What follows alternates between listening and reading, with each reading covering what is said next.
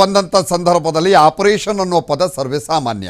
ಆದರೆ ಈ ಆಪರೇಷನ್ ಅನ್ನುವ ಪದ ನಮ್ಮ ರಾಜ್ಯದಲ್ಲಿ ಚುನಾವಣೆ ಬಂದ ಮೇಲೂ, ಚುನಾವಣೆ ವಿಧಾನಸಭೆ ಚುನಾವಣೆ ಆದಮೇಲೂ ಕೂಡ ಆಪರೇಷನ್ ನಿರಂತರವಾಗಿ ನಡೀತಾನೇ ಇತ್ತು.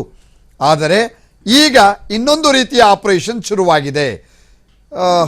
ಒಂದು ರೀತಿ ಇದು ಯಾವ ರೀತಿ ಸರ್ಜರಿ ಅಂತ ನೀವೇ ಅರ್ಥ ಮಾಡ್ಕೋಬೇಕು, ಗೊತ್ತಿಲ್ಲ. ಭಾಳ ಫಾಸ್ಟಾಗಿ ಸರ್ಜರಿ ಆಯಿತು, ಭಾಳ ಫಾಸ್ಟಾಗಿ. ಗರ್ವಾಪ್ಸಿ ನಡೀತಾ ಇದೆಯಾ?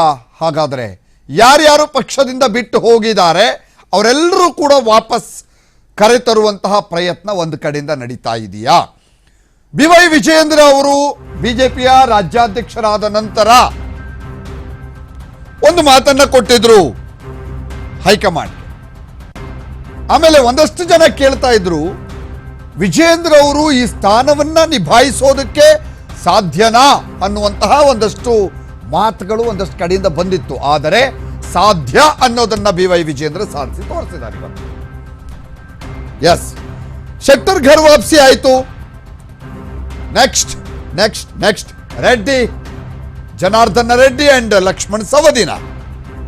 ಭಾನುವಾರ ಲಕ್ಷ್ಮಣ್ ಸವದಿ ಬಿಜೆಪಿಗೆ ಸೇರ್ತಾರಾ ಕೇಳಿದ್ರೆ ಇಲ್ಲ ಅಂತ ಹೇಳ್ತಿದ್ದಾರೆ. ನಾನೆಲ್ಲೂ ಹೋಗಲ್ಲಪ್ಪ, ಹಿಂಗೆ ಇಲ್ಲೇ ಇರ್ತೀನಿ ಅಂತಿದ್ದಾರೆ.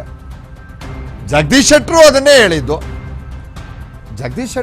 ಹೇಳಿದ್ದು. ಬೆಳಿಗ್ಗೆನೆ ಒಂದು ಪೋಸ್ಟ್ ಹಾಕಿದ್ರು ಕಾಂಗ್ರೆಸ್ ಇದರಲ್ಲಿ ಒಂದು ಪೋಸ್ಟ್ ಹಾಕಿದ್ರು. ಮಧ್ಯಾಹ್ನ ಬಿಜೆಪಿಯಲ್ಲಿದ್ರು. ನಾನೆಲ್ಲೂ ಹೋಗಲ್ಲ ಅನ್ನೋ ರೀತಿಯಲ್ಲೇ ಪೋಸ್ಟ್ ಹಾಕಿದ್ರು. ಹೇಳೋದು ಸಹಜ. ಶನಿವಾರ ಅಥವಾ ಸಂಡೇ ಸೌದಿ ಅವರು ಬರ್ತಾರಾ? ದೆಹಲಿಗೆ ಹೋಗುವಂತಹ ಸಾಧ್ಯತೆ ಇದೆ. ಶನಿವಾರ ಅಥವಾ ಭಾನುವಾರ ದೆಹಲಿ ಕರ್ಕೊಂಡು ಹೋಗೋದಕ್ಕೆಲ್ಲ ಸಿದ್ಧತೆ ಕೂಡ ಈಗಾಗಲೇ ಆಗಿದೆ. ಕೇಳಿದ್ರೆ ನಾನೆಲ್ಲೂ ಹೋಗಲ್ಲ ಅಂತ ಲಕ್ಷ್ಮಣ ಸವದಿ ಹೇಳ್ತಾ ಇದ್ದಾರೆ. ನಾನು ಅದನ್ನೇ ಹೇಳಿದೆ, ಹೋಗಲ್ಲ ಅಂತಲೇ ಹೇಳೋದು, ಬರೋ ತನಕನೂ ಕೂಡ ಎಲ್ಲರೂ ಇರಲಿ, ಅದಾಮೇಲೆ ನೋಡೋಣ. ಮುಂದಿನ ವಾರ ಬಿಜೆಪಿಗೆ ಹಾಗಾದರೆ ಗಾಲಿ ಜನಾರ್ದನ ರೆಡ್ಡಿ ಅವರು ಬರ್ತಾರಾ? ಹೋದವರೆಲ್ಲರನ್ನು ವಾಪಸ್ ಕರೆ ತರುವಂತಹ ಒಂದು ದೊಡ್ಡ ಜವಾಬ್ದಾರಿ ಇದೆ. ಯಾರ್ಯಾರ ಮೇಲಿದೆ ಅನ್ನೋದನ್ನ ಆಮೇಲೆ ಹೇಳೋಣ, ಅದನ್ನು ಮಾತಾಡೋಣ. ಜನಾರ್ದನ್ ರೆಡ್ಡಿಗೆ ಕೊಪ್ಪಳ ಟಿಕೆಟ್ ಆಫರ್ ಕೊಟ್ಟಿದೆ ಬಿಜೆಪಿ.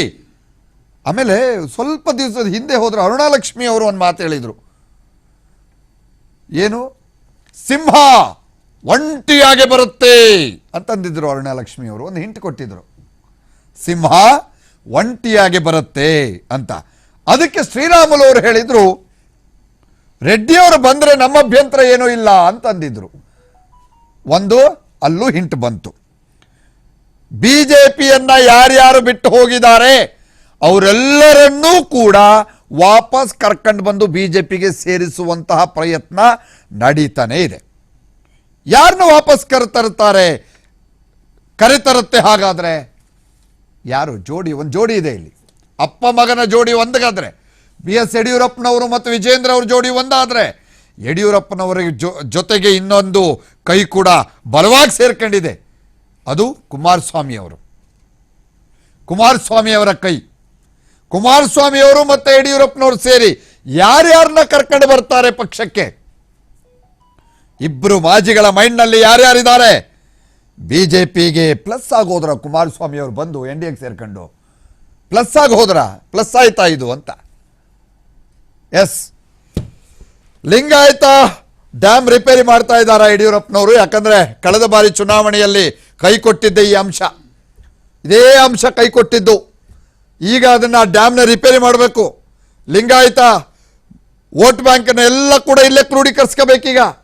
ಆ ಕೆಲಸ ಲೋಕಸಭೆ ಚುನಾವಣೆಗೆ ಆಗಬೇಕಾಗಿದೆ. ನೋಡ್ತಾ ಇದ್ದೀರಿ, ಯಡಿಯೂರಪ್ಪನವರು, ವಿಜೇಂದ್ರ ಅವರು ಅಮಿತ್ ಶಾ ಅವ್ರನ್ನ ಇವತ್ತು ಬೆಳಿಗ್ಗೆ ಭೇಟಿಯಾಗಿದ್ರು.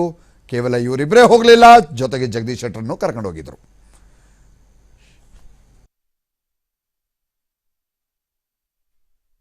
ಈಗಾಗಲೇ ಇಮೇಲ್ ಮುಖಾಂತರ ಸದಸ್ಯತ್ವಕ್ಕೆ ನಾನು ಈಗಾಗಲೇ ರಾಜೀನಾಮೆಯನ್ನು ಕೊಟ್ಟಿದ್ದೇನೆ ಮತ್ತು ಆ ರಾಜೀನಾಮೆ ಎಕ್ಸೆಪ್ಟ್ ಮಾಡಬೇಕಂತೇಳಿ ನಾನು ಮಾನ್ಯ ಸಭಾಪತಿ ಹೊರಟ್ಟಿಯವರನ್ನ ವಿನಂತಿ ಮಾಡ್ಕೊಂಡಿದ್ದೇನೆ. ಅದೇ ರೀತಿ ಕರ್ನಾಟಕದ ರಾಷ್ಟ್ರೀಯ ಕಾಂಗ್ರೆಸ್ ಪಾರ್ಟಿಯ ಅಧ್ಯಕ್ಷರಾದ DK ಶಿವಕುಮಾರ್ ಅವರಿಗೂ ಸಹಿತ ಕಾಂಗ್ರೆಸ್ ಪಕ್ಷದ ಪ್ರಾಥಮಿಕ ಸದಸ್ಯತ್ವಕ್ಕೆ ರಾಜೀನಾಮೆ ಕೊಟ್ಟಿದ್ದನ್ನು ಇಮೇಲ್ ಮೇಲೆ ಅವ್ರಿಗೆ ಕಳಿಸಿದ್ದೇನೆ ಮತ್ತು ಅಲ್ಲಿ ಸ್ವತಃ ಕಳಿಸುವಂಥ ವ್ಯವಸ್ಥೆ ನಾನು ಮಾಡ್ತಾ ಇದ್ದೇನೆ. ಆ ಹಿನ್ನೆಲೆಯಲ್ಲಿ ಇವತ್ತು ಭಾರತೀಯ ಜನತಾ ಪಾರ್ಟಿ ನಾನು ಸೇರ್ಪಡೆ ಆಗ್ತಾ ಇದ್ರೆ ಕರ್ನಾಟಕದ ರಾಷ್ಟ್ರೀಯ ಕಾಂಗ್ರೆಸ್ ಪಾರ್ಟಿಯ ಅಧ್ಯಕ್ಷರಾದ DK ಶಿವಕುಮಾರ್ ಅವರಿಗೂ ಸಹಿತ ಕಾಂಗ್ರೆಸ್ ಪಕ್ಷದ ಪ್ರಾಥಮಿಕ ಸದಸ್ಯತ್ವಕ್ಕೆ ರಾಜೀನಾಮೆ ಕೊಟ್ಟಿದ್ದನ್ನು ಇಮೇಲ್ ಮೇಲೆ ಅವ್ರಿಗೆ ಕಳಿಸಿದ್ದೇನೆ ಮತ್ತು ಅಲ್ಲಿ ಸ್ವತಃ ಕಳಿಸುವಂಥ ವ್ಯವಸ್ಥೆ ನಾನು ಮಾಡ್ತಾ ಇದ್ದೇನೆ.